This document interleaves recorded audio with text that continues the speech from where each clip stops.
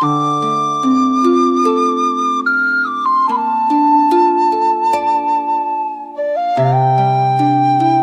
bạn đang nghe triết lý tại kênh Triết Cổ Nhân. Trong cuộc đời, ai cũng có 24 giờ mỗi ngày.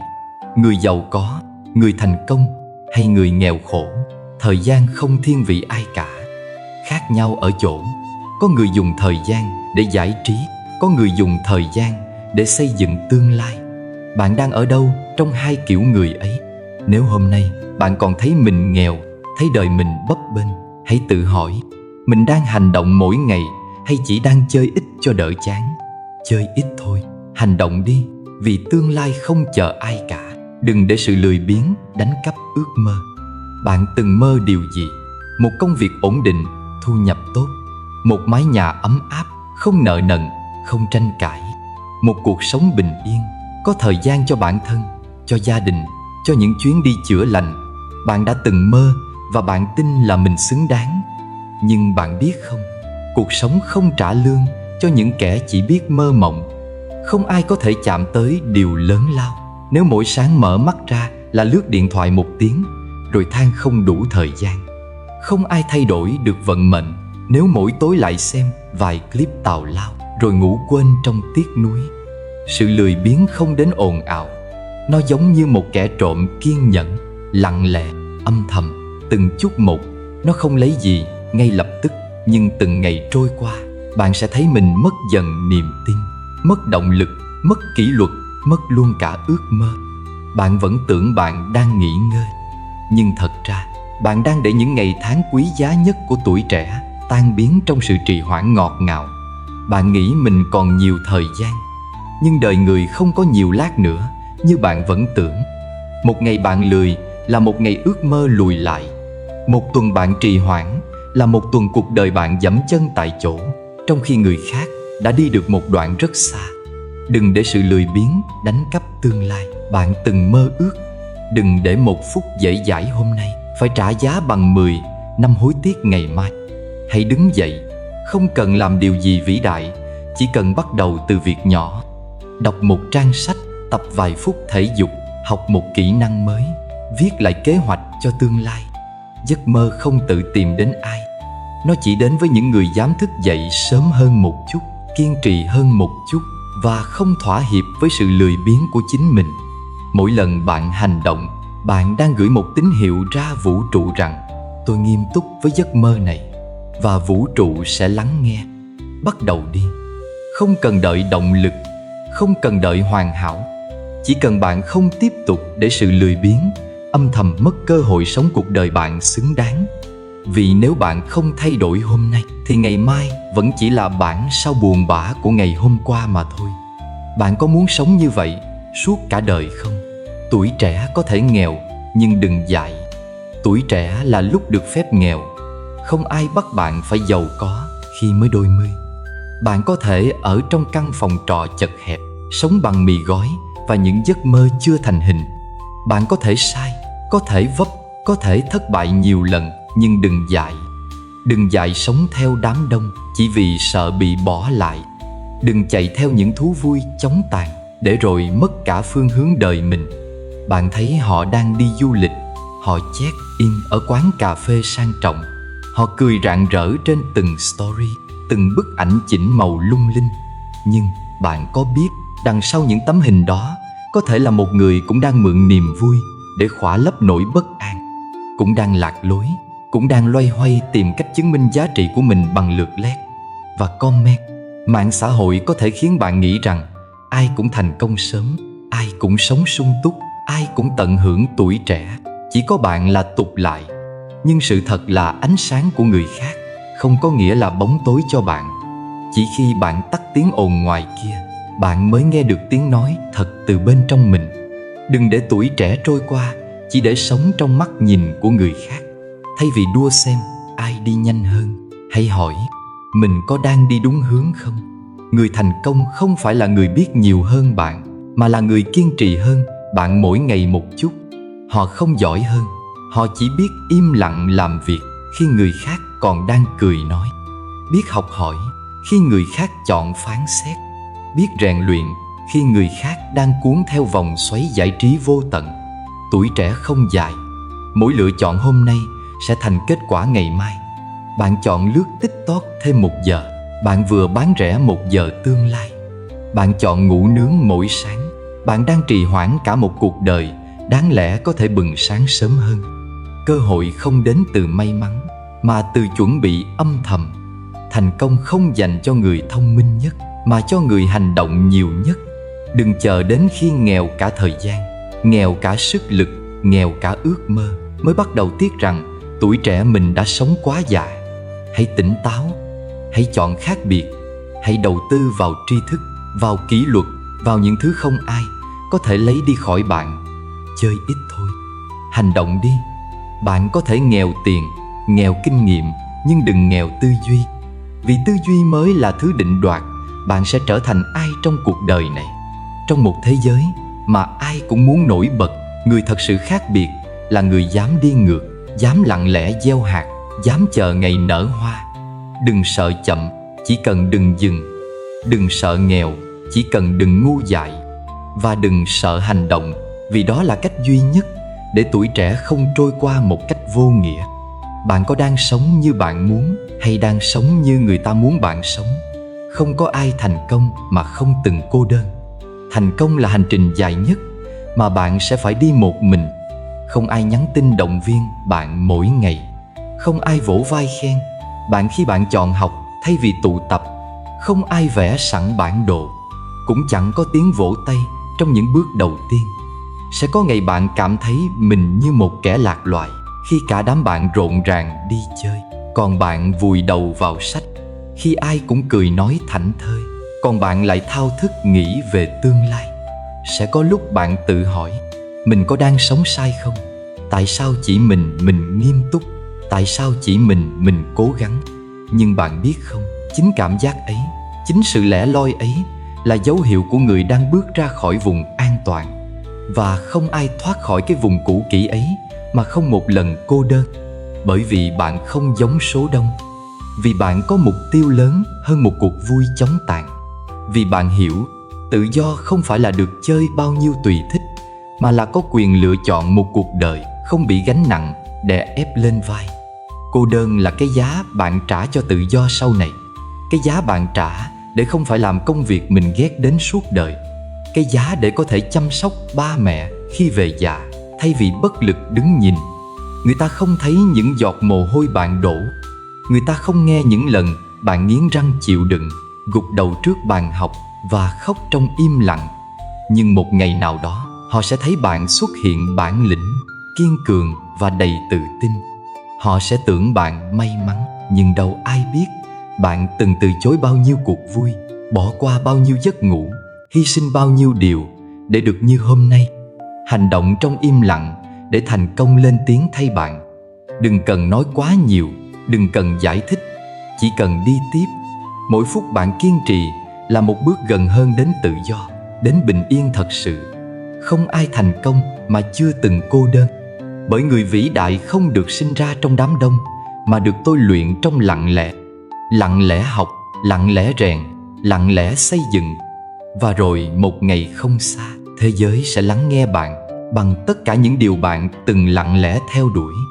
Hãy tiếp tục đi, dù cô đơn. Vì cô đơn là dấu hiệu bạn đang lớn. Vì cô đơn là hành trang của người có ước mơ thật sự. Và vì cô đơn là ngọn lửa âm ỉ, để mai này bạn sẽ bừng sáng rực rỡ trong chính cuộc đời mà bạn đã chọn. Bạn có đang đi một mình, đừng buồn vì bạn đang đi đúng đường. Đừng mơ hão vì thành quả chỉ đến với người dấn thân. Bạn muốn thành công nhưng không muốn cực khổ. Muốn có tiền nhưng lại không muốn làm. Muốn được công nhận nhưng chẳng dám bắt đầu từ vị trí thấp nhất. Xin lỗi, đời không vận hành như thế. Cuộc sống không trả công cho những giấc mơ mơ hồ, không trả lương cho những lời than vãn hay những bản kế hoạch vẽ trên giấy mãi chẳng chịu thực hiện. Bạn muốn vị trí mà người khác phải mất năm mới đạt được. Vậy hãy sẵn sàng làm việc gấp đôi, thậm chí gấp 3 lần họ. Muốn có ngôi nhà mơ ước, hãy bắt đầu từ việc tiết kiệm từng đồng, học cách đầu tư, làm chủ thu nhập của mình. Muốn được người đời tôn trọng, Hãy sống tử tế, làm việc tử tế, học tử tế và đừng bỏ cuộc nửa chừng. Thành quả chưa bao giờ là trò xổ số. Nó là kết tinh của những ngày đi sớm về khuya, của những đêm không ngủ, của những lần dám thử, dám sai, rồi lại đứng dậy làm lại từ đầu. Bạn có thể chậm, bạn có thể vấp ngã, nhưng nếu bạn dấn thân thật sự, bạn đã hơn 90% những người chỉ ngồi đó mơ mộng. Người ta nói gặp thời thì phát, nhưng thời đến, bạn không có gì trong tay thì cũng chẳng giữ nổi nó. Đó là lý do người thật sự may mắn luôn là người đã chuẩn bị từ rất lâu rồi. Họ học khi người khác ngủ, họ rèn kỹ năng khi người khác tiệc tùng, họ làm việc trong im lặng để khi cơ hội đến họ không cần tranh giành mà chỉ việc bước lên. Đừng mơ hão, hãy hành động. Một ngày trôi qua không làm gì nghĩa là bạn vừa đánh mất 24 tiếng tiệm cận thành công. Bạn có thể làm ít nhưng phải làm đều. Một bước nhỏ mỗi ngày, qua thời gian sẽ thành đoạn đường dài. Không ai leo lên đỉnh núi trong một đêm, nhưng ai cũng có thể leo nếu mỗi ngày chịu nhấc chân. Và nếu hôm nay bạn đang thấy mình mỏi mệt, đang bước chậm hơn mọi người, đang cảm thấy hoài nghi về con đường mình đi, thì xin hãy nhớ, chính những lúc mồ hôi rơi nhiều nhất là lúc hạt giống đang âm thầm nảy mầm. Thành quả không đến với người mơ mộng, mà đến với người hành động, với người lấm lem nhưng không bỏ cuộc, với người chọn dấn thân chứ không chọn thoái lui. Hãy thôi so sánh, thôi than thở, thôi chờ may mắn gõ cửa. Mỗi ngày hãy làm một việc cụ thể. Viết thêm một trang kế hoạch, học thêm một kỹ năng, tập thể dục, rèn sức khỏe, gửi một email ứng tuyển, mở một quyển sách, chơi ít thôi, hành động đi. Bạn không thể gặt nếu không gieo, không thể hái quả nếu chưa từng đổ mồ hôi vun trồng. Thành công không đến từ mơ mộng mà đến từ mồ hôi. Và người dấn thân hôm nay chính là người sẽ hái trái ngọt ngày mai. Tự do là phần thưởng cho những ai sống có kỷ luật. Tự do là hai từ mà ai cũng thèm khát. Tự do tài chính, tự do thời gian, tự do lựa chọn cuộc sống mà mình mong muốn. Nhưng bạn biết không, không ai sinh ra đã có tự do. Không có ai đi ngủ dậy là đã có xe sang, nhà đẹp, tài khoản đủ đầy. Và không ai ban cho bạn tự do nếu bạn không có kỷ luật tự thân. Kỷ luật nghe thì cứng nhắc, gò bó, nhưng nghịch lý là chính kỷ luật mới dẫn đến tự do. Bạn không thể sống tùy hứng rồi mong ngày mai mọi thứ sẽ tốt lên. Bạn không thể vừa tiêu tiền như nước, vừa mong sau này mình giàu có. Bạn không thể cứ trì hoãn việc cần làm rồi tự dỗ mình rằng mai sẽ khác. Sự thật là ngày mai chỉ khác nếu hôm nay bạn sống khác. Hôm nay bạn kỷ luật với thời gian, ngày mai bạn không phải cắm mặt làm việc 12 tiếng chỉ để đủ sống. Hôm nay bạn chọn đọc sách thay vì lướt điện thoại vài tháng sau. Bạn có góc nhìn mà người khác không có. Hôm nay bạn tập thể dục thay vì ngủ nướng vài năm sau. Bạn có sức khỏe để theo đuổi mọi thứ bạn yêu. Tự do không phải kết quả của ngẫu nhiên. Nó là hệ quả của những ngày tháng bạn cưỡng lại cám dỗ, lựa chọn điều đúng đắn và làm việc ngay cả khi không có ai thúc ép. Hãy nhìn vào những người thành công bạn ngưỡng mộ. Họ không hơn bạn ở xuất phát điểm, họ hơn bạn ở sự đều đặn. Họ học mỗi ngày, họ ngủ đúng giờ, họ không để cảm xúc dẫn dắt cuộc đời mình. Còn bạn thì sao? Bao nhiêu lần bạn lên kế hoạch rồi lại bỏ dở giữa chừng? Bao nhiêu lần bạn định tập thể dục rồi lại viện lý do nay mệt? Bao nhiêu lần bạn nói để mai tính rồi mai không bao giờ đến? Không sao cả, ai cũng từng như vậy. Nhưng chỉ người có kỷ luật mới thoát ra được cái vòng lặp ấy. Kỷ luật không phải là ép mình phải hoàn hảo, mà là biết rõ điều gì là quan trọng rồi hành động dù tâm trạng ra sao. Bạn không cần phải làm mọi thứ một cách cứng nhắc, chỉ cần mỗi ngày làm một việc nhỏ tốt cho tương lai mình. Viết thêm một trang kế hoạch, ngồi thiền 10 phút, đọc 5 trang sách, tập 20 phút thể dục, ăn uống điều độ, ngủ sớm dậy sớm. Nghe thì có vẻ đơn giản, nhưng chính những việc nhỏ ấy nếu lặp đi lặp lại mỗi ngày sẽ tạo ra kết quả mà bạn không ngờ tới. Bạn sẽ ít bị sao nhãng hơn. Bạn kiểm soát được thói quen, bạn tỉnh táo hơn trước các quyết định, và từ đó bạn làm chủ được đời mình. Người không có kỷ luật thì sống theo cảm xúc, người có kỷ luật thì sống theo mục tiêu. Và bạn biết không, chính người có kỷ luật mới được tự do sống theo cách mình chọn. Tự do không phải là làm bất cứ gì mình thích, mà là được chọn điều gì đáng làm và có khả năng làm điều đó một cách chủ động.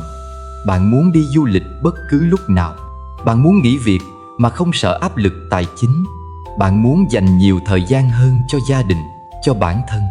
Tất cả những điều đó đều cần sự chuẩn bị trước, và chuẩn bị nghĩa là kỷ luật hôm nay.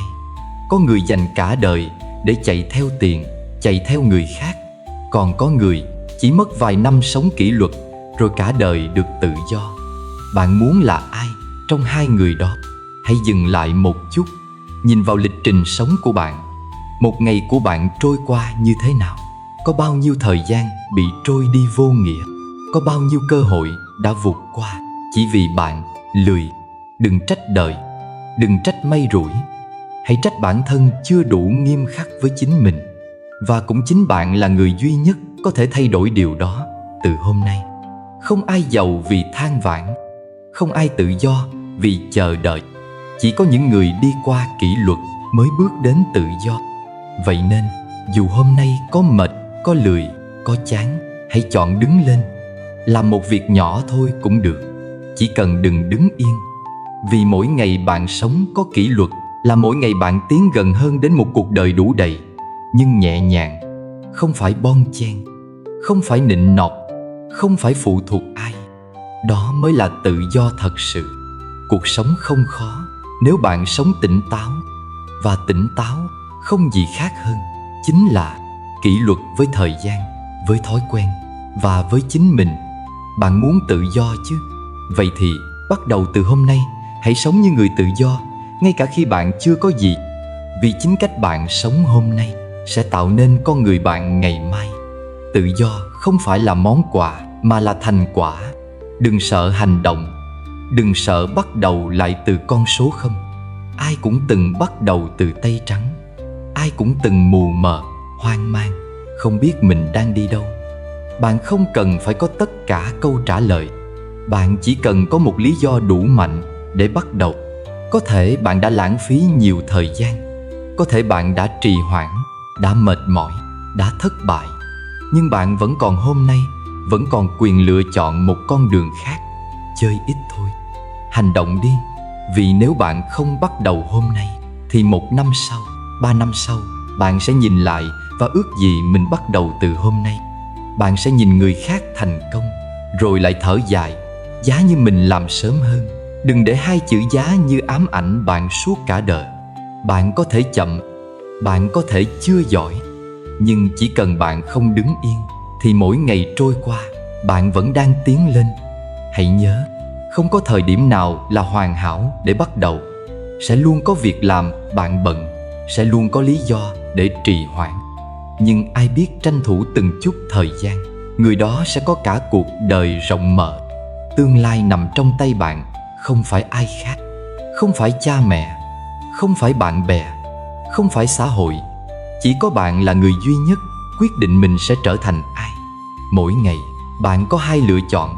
Một là tiếp tục than phiền, tiếp tục trì hoãn, tiếp tục sống cuộc đời cũ. 2 là đứng lên, hành động, chấp nhận thử thách và sống cuộc đời bạn mơ ước. Dù con đường có chông gai, dù sẽ có lúc bạn mệt, bạn nản, bạn muốn bỏ cuộc, hãy nhớ rằng không gì đau đớn bằng việc sống một cuộc đời không đúng với tiềm năng của mình. Bạn hoàn toàn có thể làm được. Không cần phải có tài năng thiên bẩm, chỉ cần có ý chí, sự kiên định và tinh thần không bỏ cuộc. Và nếu hôm nay bạn nghe được những lời này, đó không phải ngẫu nhiên.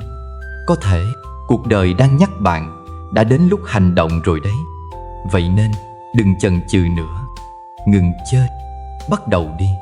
Từng bước nhỏ, từng lựa chọn đúng, từng thói quen mới sẽ đưa bạn đến nơi bạn từng mơ. Tương lai của bạn không nằm trong lời cầu nguyện, mà nằm trong chính đôi tay, đôi chân và hành động ngay lúc này. Chơi ít thôi, hành động đi, vì một tương lai đáng sống và vì bạn xứng đáng có được điều đó.